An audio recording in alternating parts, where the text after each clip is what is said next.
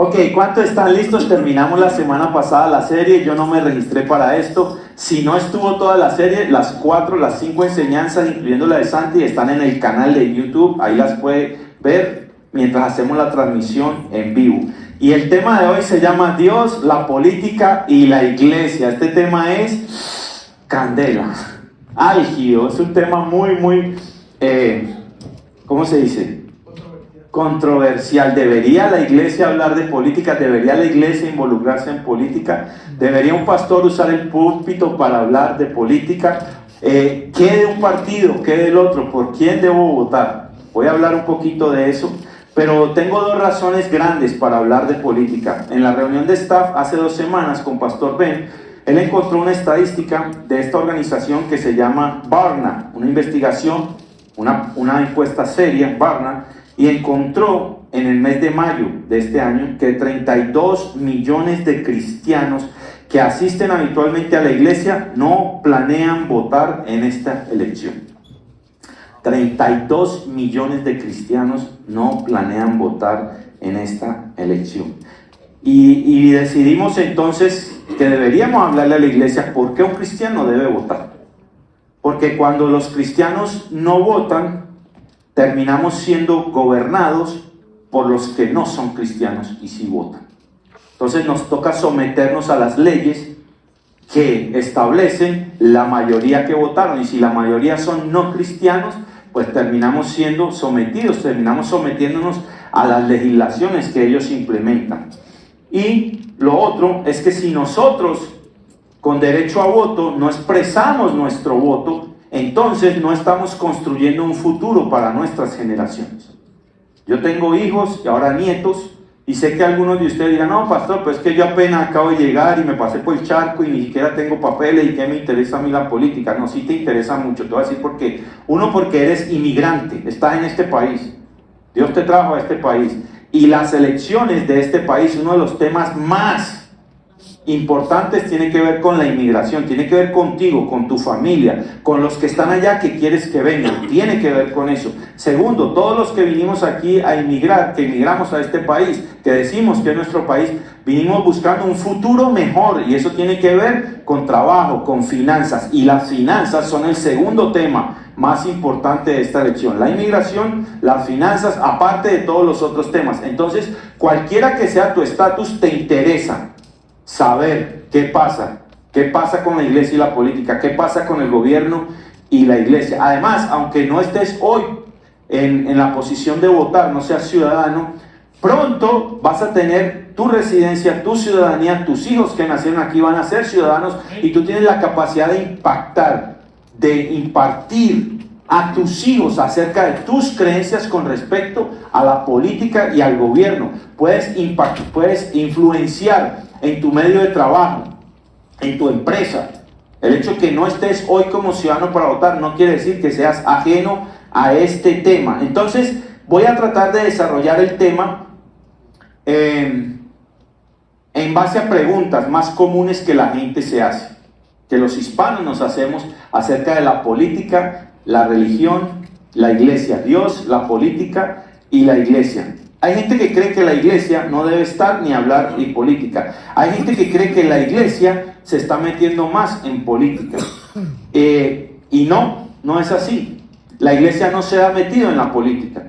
Es la política la que se ha metido en la iglesia. Se lo voy a demostrar. Es el gobierno, los estados, los que han querido venir a entrar y meterse en los asuntos de la iglesia, en los asuntos de Dios. Algunos dicen que debe haber separación entre la iglesia y el Estado. Ok, ¿de dónde salió esa frase? Esta semana fui a una conferencia de Agustín Laje, que estuvo buenísima, y voy a usar unos ejemplos que él usó allá. Pero esta frase de que debe haber separación entre el Estado y la iglesia la hizo el tercer presidente de los Estados Unidos, Thomas Jefferson, cuando, voy a leer textualmente, en una carta en 1802 se la envió a la Asociación Bautista de Danbury en el estado de Connecticut para hacerles saber a la iglesia que el Estado debería mantenerse fuera de los asuntos de la iglesia.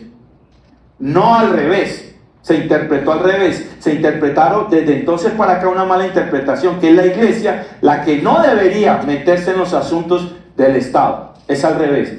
Es el Estado el que no debe meterse en los asuntos de la iglesia. Nosotros tenemos una constitución universal, la palabra de Dios. La palabra de Dios es inamovible, no se puede transformar, no se puede cambiar, esa es nuestra constitución. Entonces no puede venir el Estado a tratar de cambiar lo que los hijos de Dios creemos y cómo vivimos. ¿Están conmigo? Entonces esa frase de que separación entre el Estado y la iglesia no aplica a la iglesia. Nosotros debemos estar, nosotros debemos votar, nosotros debemos instruirnos en cuáles son las leyes, cuál es el gobierno, quiénes son los candidatos, cuáles son las plataformas que ellos están promoviendo. Entonces, algunos creen que el gobierno y eso no tiene nada que ver también con la iglesia. O sea, el gobierno aparte y la iglesia aparte. De hecho, hay países como el de nosotros, como en Colombia, donde los documentos de la iglesia católica tienen validez civil. Hay un concordato, un acuerdo entre el gobierno y la iglesia. No sé si sabía eso.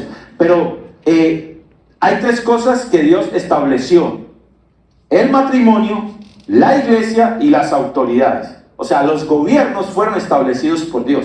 Se lo muestro, mire lo que dice la Biblia en el libro de Romanos, capítulo 13, verso 1. Dice: sométase toda persona a las autoridades que gobiernan, porque no hay autoridad sino de Dios, y las que existen por Dios son constituidas.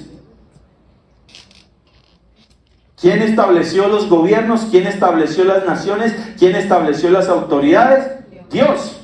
Estableció el matrimonio, la iglesia y las autoridades. Ahora, que usted y yo votemos por un gobernante como ciertos gobernantes, eso es otra cosa. Pero el sistema de autoridades sobre la tierra fue establecido por Dios. Y usted y yo, antes que ser de un partido político, de un color rojo, de un color azul, de un lado derecho, de un lado izquierdo, antes que eso, somos ciudadanos del cielo. Usted y yo estamos de paso por la tierra. Yo diría, yo soy colombiano, ahora soy tejano, ahora soy americano. No, yo soy ciudadano del cielo. Vivo en Texas, vivo en los Estados Unidos, pero mi ciudadanía es celestial. Mire lo que dice la Biblia en la primera carta de Pedro, capítulo 2, versos 9 al 10. Pero vosotros sois linaje escogido, real sacerdocio, nación santa, pueblo adquirido para posesión de Dios, a fin de que anunciéis las virtudes de aquel que os llamó de las tinieblas a su luz admirable. Pues vosotros en otro tiempo no erais pueblo, pero ahora sois el pueblo de Dios. Entonces, antes de usted ser de un partido, usted es hijo de Dios, hija de Dios, usted es pueblo de Dios. Y fuimos llamados para anunciar las buenas nuevas, para ser embajadores de nuestro Señor.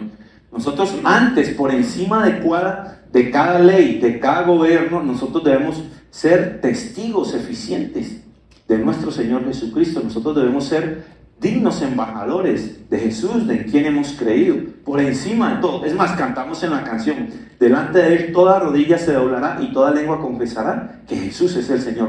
Porque por encima de todo gobierno, de toda nación, aún la nación más grande de los Estados Unidos, que se cree que es esta, aún por encima de esto está el soberano gobernante del universo, nuestro Señor Jesucristo, Dios. Y nosotros somos su pueblo. O sea, que tenga eso en mente. Nosotros pertenecemos a un gobierno celestial, al reino de Dios, que no tiene nada que ver con los reinos terrenales. ¿Está conmigo? ¿Está entendiendo? Pues espero que sí. Ok, si no, prenda, desconéctese y póngase en sintonía. Ok, entonces nuestra identidad principal está en Jesucristo. Somos creyentes. Ahora, como hispanos, dije anteriormente, nos interesa mucho la economía, la inmigración y las leyes morales. Ahora, cuando nosotros como hijos de Dios no ejercemos el derecho al voto, estamos siendo malos mayordomos de un derecho que Dios nos dio y la Constitución de este país nos da. Cuando no ejerces tu derecho al voto, cuando tú dices, no, yo voy a votar en blanco, votaste por el perdedor. Cuando dices, ¿por quién voy a votar? Si este tiene esto y tiene esto malo, ¿qué hago? Entonces dices, no, pues ni este me quedo en blanco. Votaste por el que ganó, porque le quitaste un voto a tu lado. Entonces, votar, tu voto cuenta, tu voz cuenta. Pudiera ser el último voto que haga una diferencia. Entonces tenemos que votar. La pregunta es, pastor, ¿y por quién voto? Ya les voy a decir al final, ¿está bien? No se acelere, tranquilo. Pero sucede algo, que cuando nosotros permitimos, al no votar 32 millones de cristianos, permitimos que los no cristianos suban al poder, entonces pasa lo que pasa en países como los nuestros, y no voy a nombrar ningún país, pero ustedes saben de quién estoy hablando. Dice la Biblia, en el libro de Proverbios, capítulo 29, verso 2, cuando los justos aumentan, el pueblo se alegra, pero cuando el impío gobierna, el pueblo gime. El señor Plátano de allá donde sabemos. El impío gobierna. ¿Qué pasa con el pueblo? La isla donde Chico Fidel Castro, ya tú sabes, brother. ¿Qué pasa con el pueblo cuando el impío gobierna? El pueblo gime. ¿Qué significa gime? Que hay necesidad, que hay pobreza, que hay de todo, que hay injusticia, que hay miseria, que no hay esperanza, que no hay futuro, que no hay libertad. Y no estoy hablando de ningún partido político, estoy hablando de cuando un impío gobierna. ¿Y por qué un impío gobierna? Porque los cristianos no votan. Entonces, cuando no votas, permites que los impíos gobiernen y terminamos siendo sometidos a sus legislaciones. Por eso es tan importante tu voto, por eso es tan importante, aunque no vayas a votar y no tengas conocimiento y puedas influenciar tus círculos, tu familia, tu trabajo, tu empresa, para que la gente se pellizque y decidamos, tenemos que ejercer nuestro derecho al voto. Y hay 3 áreas muy marcadas que el gobierno ha querido entrar a modificar de nuestra Constitución. Por eso digo, el gobierno fue el que se metió en la iglesia, no la iglesia en el gobierno.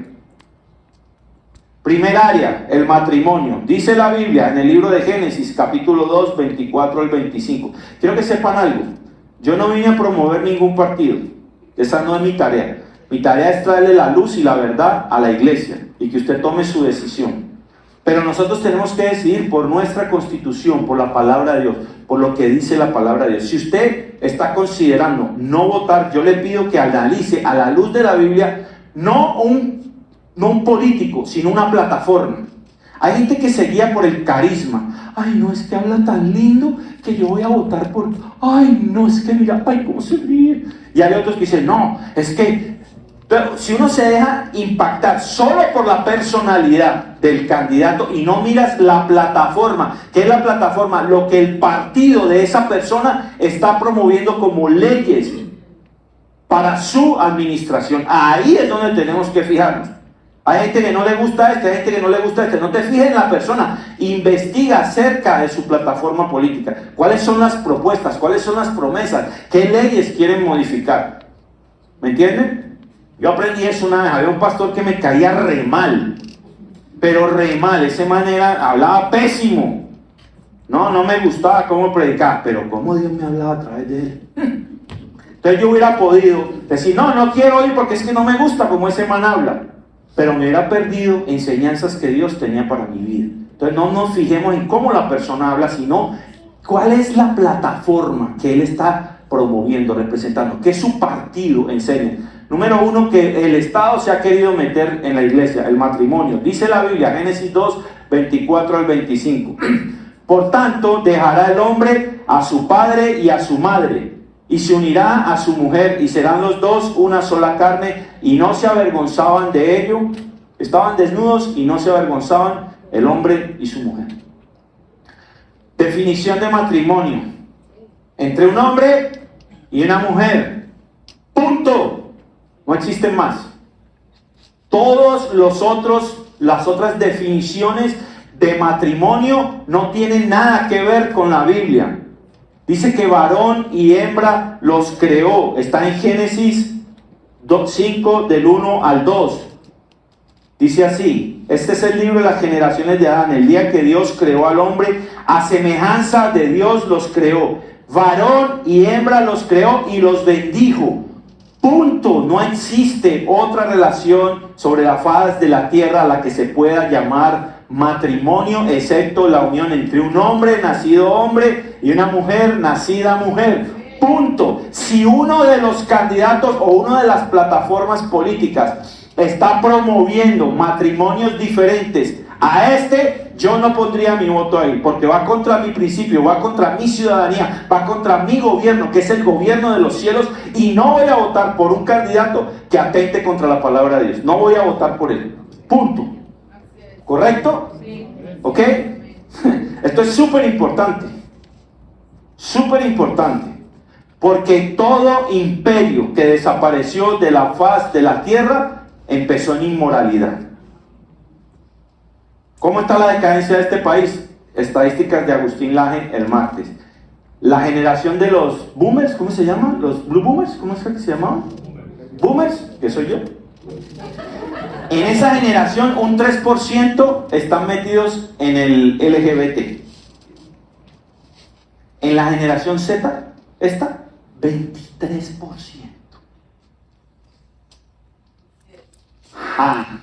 ¿Y por qué? Porque nos quedamos callados, no votamos y empezaron a legislar leyes que van contra el matrimonio y nos quedamos callados. Y ahora nos tenemos que calar que el gobierno quiera definirnos lo que es un matrimonio y lo que es una familia. Pues no, punto. La Biblia ya lo definió. Y la Biblia no cambia, es la misma ayer, hoy, mañana y siempre.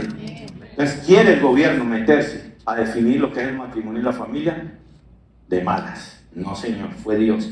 La identidad de género. Papá.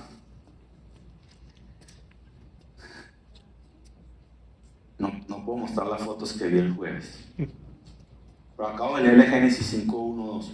Varón y hembra los creó y los bendijo.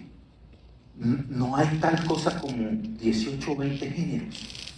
No existe. Miren, yo siempre digo este ejemplo para que usted entienda. ¿Sabe cuántas personas murieron en el año 20 al 22 por COVID en los Estados Unidos? ¿Saben? ¿Alguien tiene un número? Entonces inventémonoslo, pues. Yo creo que como 1 millón de personas, ¿sí o no? Por ahí más o menos. 1 millón de personas. Voy a suponer que Pedro murió de COVID y María murió de COVID. Pedro, acta de defunción de Pedro. Pedro, 65 años, sexo masculino. María, 32 años, sexo femenino. ¿Cuántas actas de defunción hay con otro sexo? 0. Porque Dios nos creó varón y hembra. Aprendí, sabía esto, pero lo repasé el martes.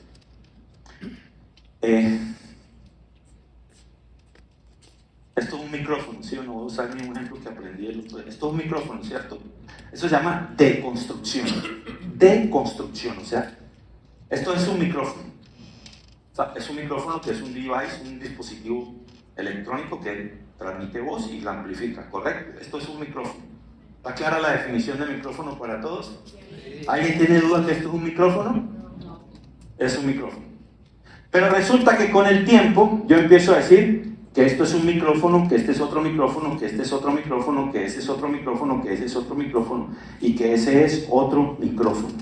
Y con el tiempo empiezo a repetir micrófono, micrófono, micrófono, micrófono 1, micrófono 2, micrófono 3, micrófono 4, micrófono 5, micrófono, micrófono, micrófono. Va a haber un día que la gente está tan confundida que dice, no, pues tenemos 18 micrófonos. Eso está pasando con el género. Eran hombre y mujer. Y empezaron a confundirnos. Mire la definición de deconstrucción. Significa, es un término o proceso de análisis profundo en el que se desmontan o se deshacen ideas, presuposiciones y significados que rodean a una palabra o concepto. Esto significa cuestionar la forma en que se ha entendido tradicionalmente el término y explorar sus múltiples interpretaciones, significados ocultos o contradicciones internas. Y eso ha pasado. Entonces ya no es ella y él, sino ella, ellos, ellas. Y pronombres por todo lado. Entonces ya no sabemos quién es. ¿El micrófono? Tráeme el micrófono. ¿Es hombre? ¿Es mujer? ¿Es LGBTXYZQR? ¿Qué es esto? Dios mío, nos dejamos engañar, hermanos. Porque dejamos que el Estado se metiera en nuestra palabra y quisiera deconstruir la definición original de un hombre y una mujer creados con un propósito: multiplicarse, extender la raza humana y ser testigos a la humanidad, gobernar la tierra. Entonces, Si vas a votar, lee la plataforma de por quién vas a votar, con respecto si va en contra o a favor de lo que la Biblia dice acerca de la identidad de género. El otro día, voy a ser bien gráfico. ¿Están listos? Todos somos adultos. Ay, es que yo no sé si soy hombre o soy mujer. ¿Qué tienes entre las piernas? Ya. Mírate, a ver qué tienes entre las piernas. Así Dios te creó. Así Dios te creó. Punto. El resto es de construcción. Por eso tenemos que votar. Por eso tenemos que votar. ¿Vamos bien? Es muy radical, ¿sí o no? Pero radical por la palabra de Dios es lo mejor que uno puede hacer. Que no nos metan el dedo en la boca, que lo mordemos.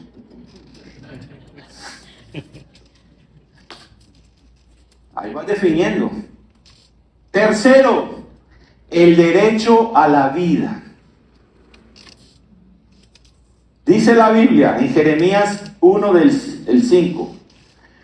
Antes que yo te formara, en el seno materno te conocí, y antes que nacieras te consagré, te puse por profeta a las naciones.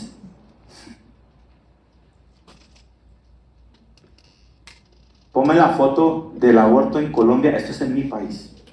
En el año del 2022, en febrero del 2022, la Corte Suprema de Justicia despenalizó el aborto hasta las 24 semanas de gestación, una decisión que llevaba meses dilatada por diversas trabas. La Corte Constitucional de Colombia aprobó la interrupción voluntaria del embarazo por 5 votos contra 4.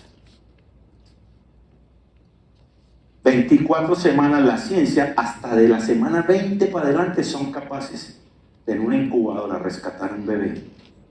Dice Jeremías que desde el vientre de nuestra madre Él nos conoció. En el momento de la concepción hay vida. En el estado de Colorado pueden abortar hasta los 8 meses. Y no es asesinato. Pero si un delincuente mata a una mujer embarazada y muere la mamá y el bebé, le cargan 2. Le ponen 2 cargos de asesinato. Yo veo a mis nietos, veo a mis hijos. Veo a mi mamá. Si mi mamá hubiera decidido abortarme, yo no estaría aquí, hermanos. Y ahora quieren que no, libertad, que cada mujer haga con su cuerpo lo que quiera. O sea, sea asesina y siéntete libre. No sé si hay alguna mujer aquí que haya abortado en desconocimiento de la ley de Dios, del derecho a la vida. Y todas las mujeres que han pasado por procesos de aborto se sienten vergonzosas, culpables. Pues te tengo una noticia: con Dios es nuestro Dios de gracia. Dios es un Dios de perdón. Dios ya te perdonó por eso. Pero ahora que tienes luz, ahora que tenemos, no podemos apoyar las leyes que atentan contra la vida de los seres humanos. No podemos. Esto es contradictorio. Dice la ciencia que ahora operan bebés en el vientre por cirugía. Bebés que están en el vientre de la mamá, fetos dentro del vientre, los operan. Y han encontrado, cuando los están operando por el ritmo cardíaco, que sienten dolor. Un bebé de 24 semanas, ¿sabes cómo lo sacan? Muerto. Primero lo matan adentro. Ponme la de los pescados. 3 meses después, en Colombia, aprueban esta ley. Corte Constitucional prohíbe la práctica de la pesca deportiva en Colombia. La Corte tomó la decisión tras considerar que esta práctica genera maltrato animal, que le duele a los pescados. Que los saquen, se tomen la foto y lo vuelvan a tirar a la laguna, que es ilegal, porque le duele al pescado, y a los bebés que están matando no les duele. ¿Sí ve cómo el gobierno? Porque cuando los impíos gobiernan, hacen barbaridades como esta, promueven matar bebés, y pobrecitos los pescados, Nimo, pobre Nimo, le duele. ¿En serio? Y nos quedamos callados. ¿Entiendes cuánta responsabilidad tienes con tu voto? ¿Me están entendiendo? Yo no vine a hablar de política, yo vine a hablar de mi legislación, de la palabra de Dios. Antes que yo te formara en el seno de tu madre te conocí. Y antes que naciera te consagré, te puse profeta a las naciones. Entonces esta pregunta me la hicieron, o surge. ¿Cómo elijo a quién votar cuando ninguna de las dos partes parece ser buena opción? Ya te lo dije, no te fijes en la persona, fíjate en la plataforma y mira cuáles de sus propuestas atentan contra la palabra de Dios. Y entonces decides. Pero es que el otro no es tan bueno, pero debe haber algo mejor. Tienes que votar, puedo decirlo así, por el menos malo. Sí, porque yo votaría por Alibaba y los 40 ladrones, porque al menos sé que son 40, pero acá, que la entendió. Prenda la imaginación. Que suba Alibaba y sus 40 ladrones, ya sabemos cuáles son. ¿Cómo sé por quién votar? ¿Qué dice la Biblia con respecto a las plataformas? Segundo, con los temas morales. ¿Y cómo está tu nivel de moralidad? Lo que dice la Biblia. El tema moral de nosotros, nuestra escala de medición para los temas morales es lo que dice la palabra de Dios. Tus convicciones, tus valores.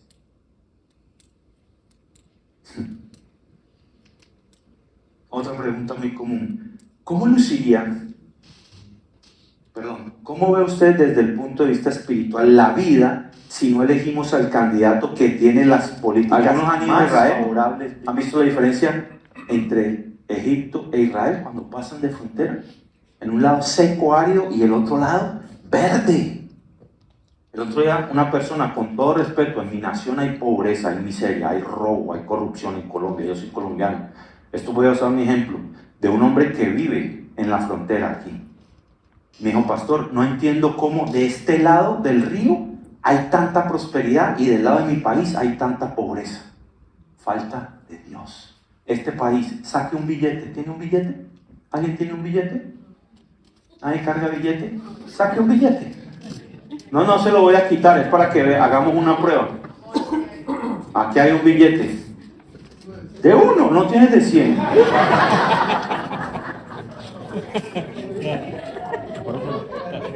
Arriba del one dice: In God we trust.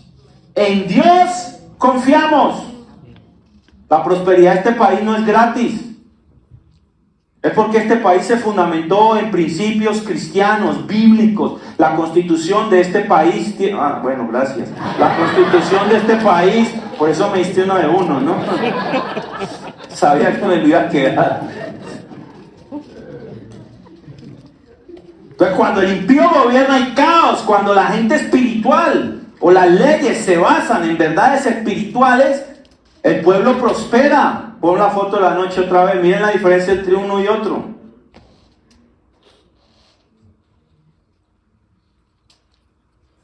Voy a terminar. Es importante tu voto, porque eres un testigo de Cristo. Tu voz vale. Nuestra voz vale.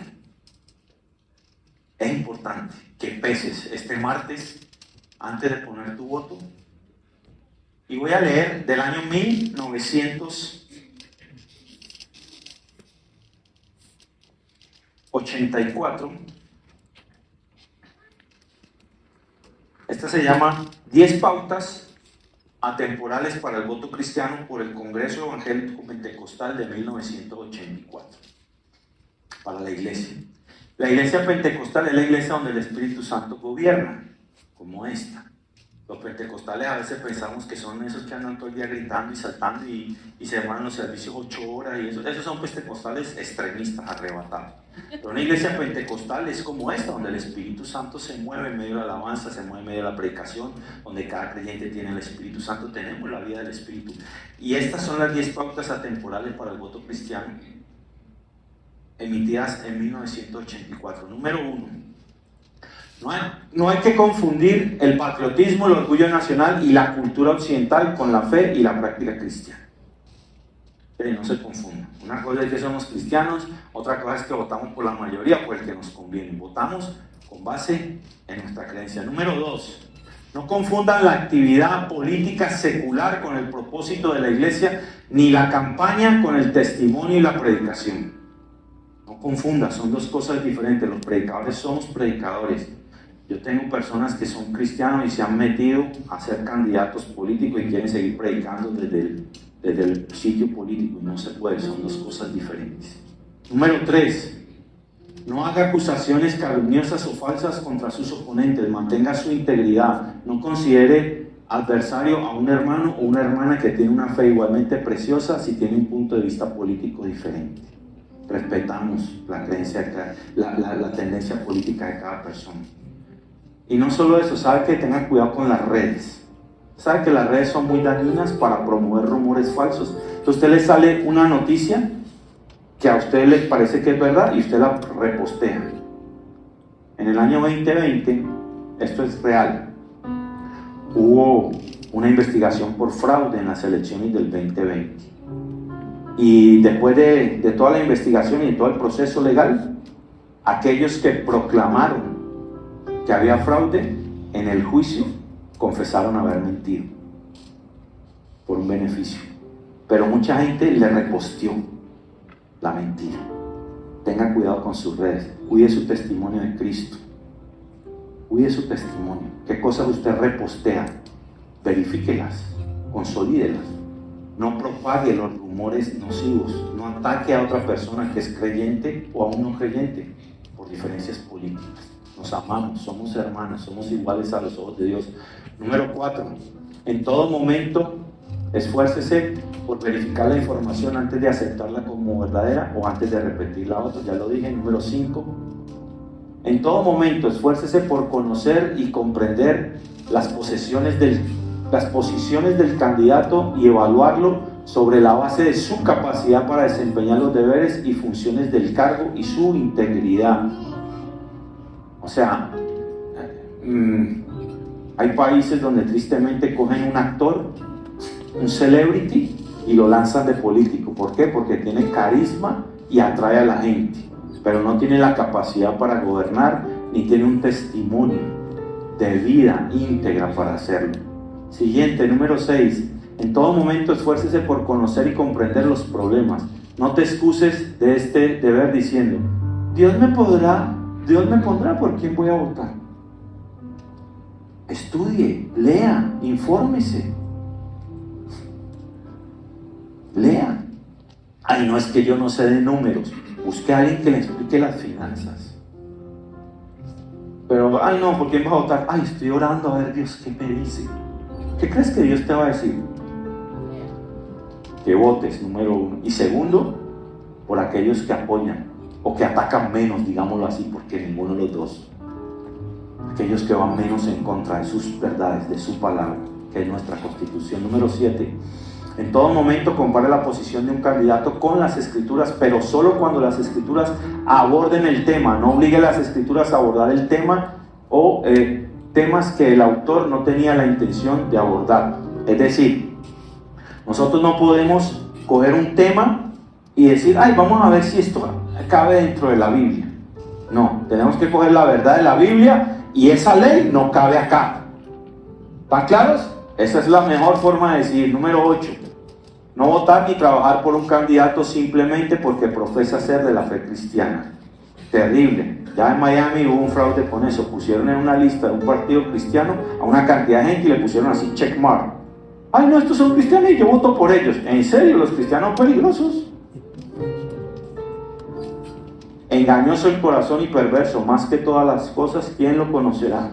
Solo porque dice partido cristiano, ay, es cristiano, yo... No, investigue, lea, infórmase, consulte. Número 9, no descuides a tu familia, la oración o estudio de la Biblia.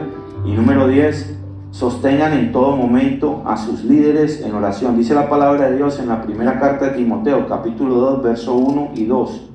Exhorto pues, ante todo, que se hagan rogativas, oraciones, peticiones y acciones de gracia por todos los hombres, por los reyes y por todos los que están en autoridad, para que podamos vivir una vida tranquila, sosegada y con toda piedad y dignidad. Familia de Thousand Hills, en español, nuestra responsabilidad es ejercer el derecho al voto. Sé buen administrador de los derechos que Dios nos ha otorgado. Número 2, sigue los consejos que te he dado. Y número 3, terminemos orando por nuestros gobernantes. Oremos por nuestros políticos. Oremos para que Dios levante hombres y mujeres con temor de Dios, y que cuando estén en posiciones de gobierno, más que ser predicadores dentro del gobierno, sean gente que se pare firme en los momentos de votación por las leyes de nuestra Constitución, que es la bendita, santa y poderosa palabra de Dios. Póngase de pie, yo quiero orar.